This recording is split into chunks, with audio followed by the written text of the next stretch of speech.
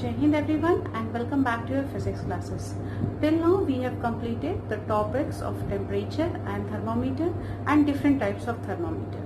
Today we will start with the new topic.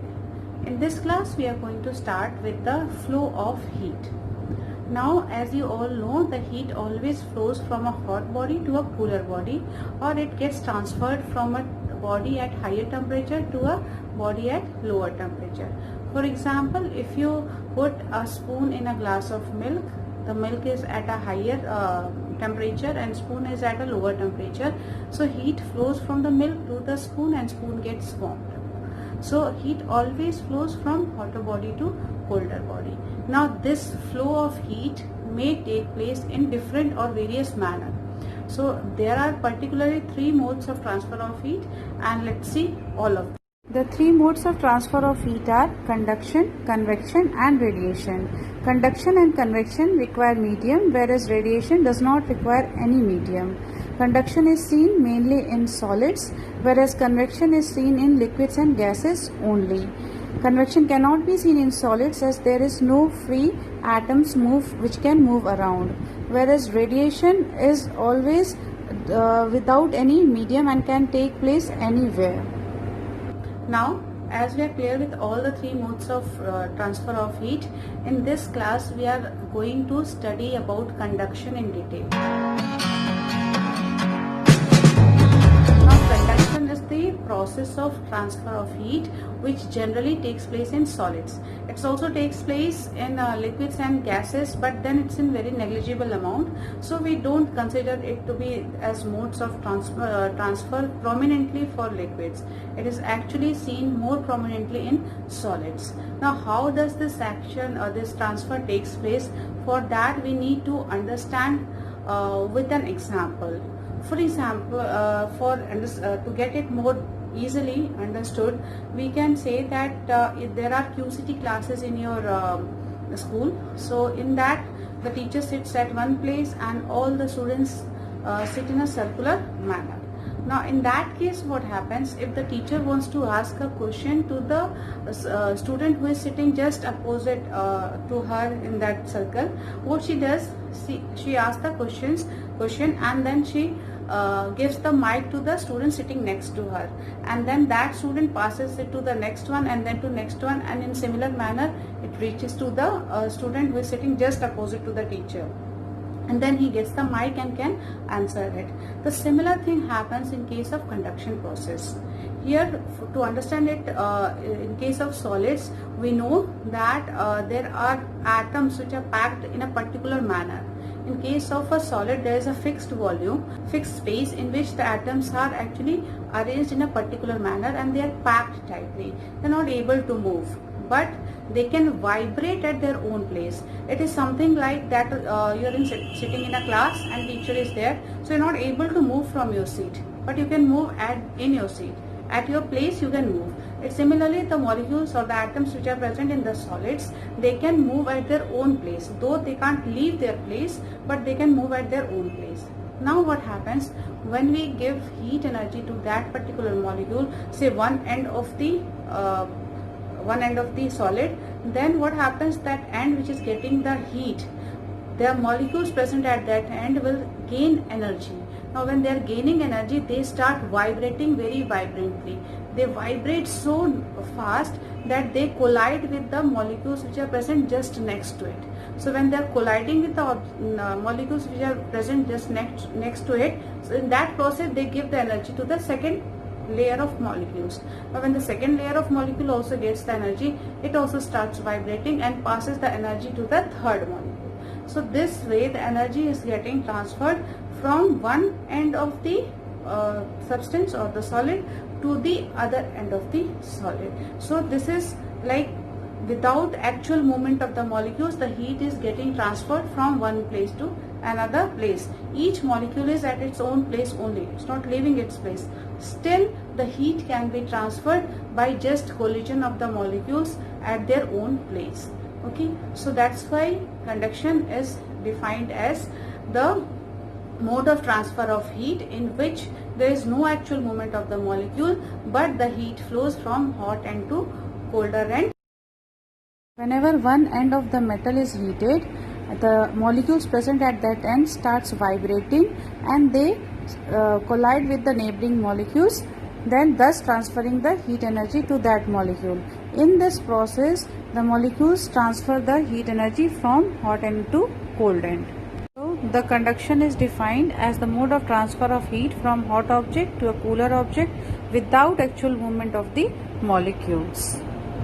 So there are two conditions mainly for conduction to take place, and these two important conditions are that first, the two bodies where the flow has to take place, they should be in contact with each other. Like suppose body A, the heat has to flow from body A to body B, then body A should be in contact with body B. This will only, the conduction process will only take place if both of them are together, or both of them are in contact with each other. And the second important thing which is required is that the two bodies should be at different temperature. The heat will start moving only when both the bodies have difference in their temperature. Suppose one is at 100 degrees Celsius and the other one is at 30 degrees Celsius, and when you make them in contact with each other, the heat from 100 degrees Celsius will start flowing towards the heat at 30 degrees Celsius, the body at 30 degrees Celsius, and it will continue to flow till they attain a thermal equilibrium. That means both of them will have the same temperature and same amount of heat exchange takes place. So now stops there. So in this process of conduction, we have these two important points. First thing, the two objects should be in contact with each other, and second thing, that there should be difference in their temperature.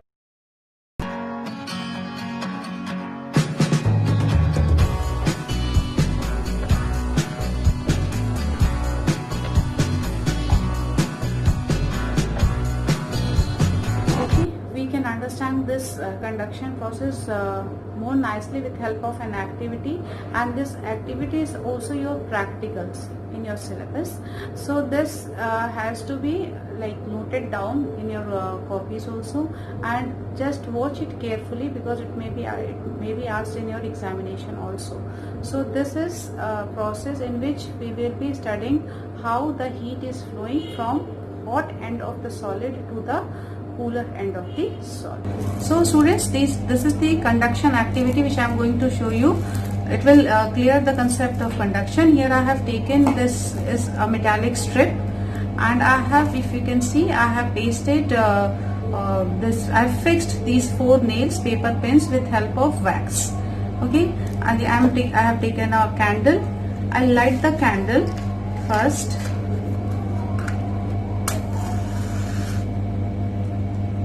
Light the candle and then I'll place it here.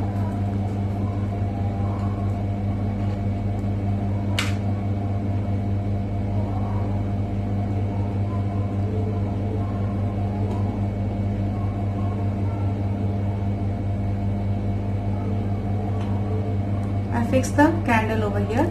Now I'll place this open end of this strip over it, and you can see that after few seconds, as the metal strip is getting heated up, just see, you will see that the first nail, as it gets heated up, the first nail starts dancing. You can see it's dancing, and after some time, after few moments, it will fall down. Let us see.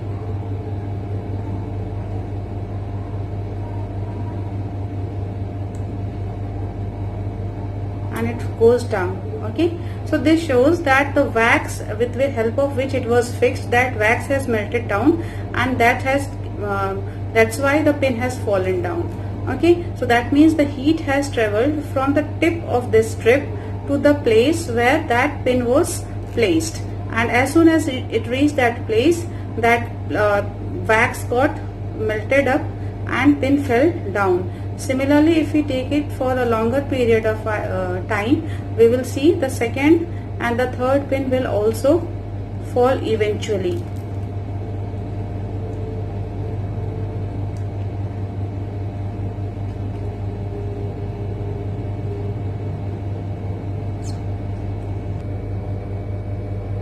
Now as you can see, all the 3 pins have fallen down. and the fourth pen is also dancing, and now it's going to fall. So now we can conclude that heat has flown from this part of the strip to this part, because wax at this part has also melted, and we haven't seen anything moving from here to here. It's the movement of the molecules which has transferred the heat energy from this end to this end. So this is the process of conduction taking place in solids.